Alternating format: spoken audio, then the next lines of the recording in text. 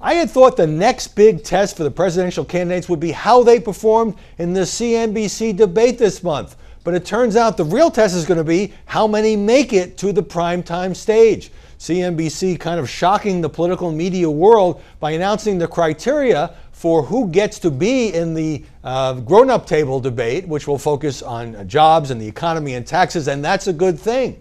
But you've got to be averaging 3% in the polls in order to get there. And if the debate were tomorrow, there are several candidates who might not make the cut. Chris Christie for one, Rand Paul for another, Mike Huckabee for a third. And if they don't make the cut, boy, it's hard to overstate the impact on their campaigns. It's not just it's such a great opportunity to these once-a-month debates to communicate with an audience that could be, again, more than 20 million viewers.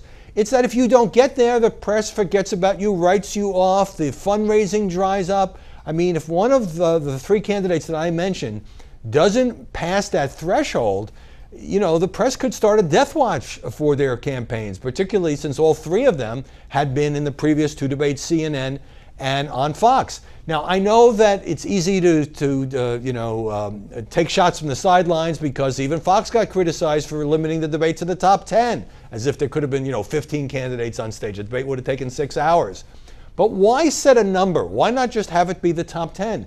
What CNBC, in my view, is trying to do is to deliberately limit the number of candidates on that stage in Colorado to make a better television show. And it might be a better TV, it might be a better debate, but is that fair? Should a network be adopting a strategy of excluding some of the serious contenders? Because whether you're talking about the incumbent senator from Kentucky or the incumbent governor of New Jersey or the former governor of Arkansas, I mean, these are serious people who have raised millions of dollars, done lots and lots of network interviews. It's not like they're gadflies just hanging on, and you don't know who's going to surge when we get time for the voting beginning in Iowa and New Hampshire. So I think this is a bad precedent by CNBC. And the other odd thing is there's going to be 6 questioners on the stage. What? We'll all be watching as a spectator sport. Are they going to be elbowing each other as much as the candidates are to try to get in? I mean, there will be the main moderators, Carl Quintanilla and Betsy Quick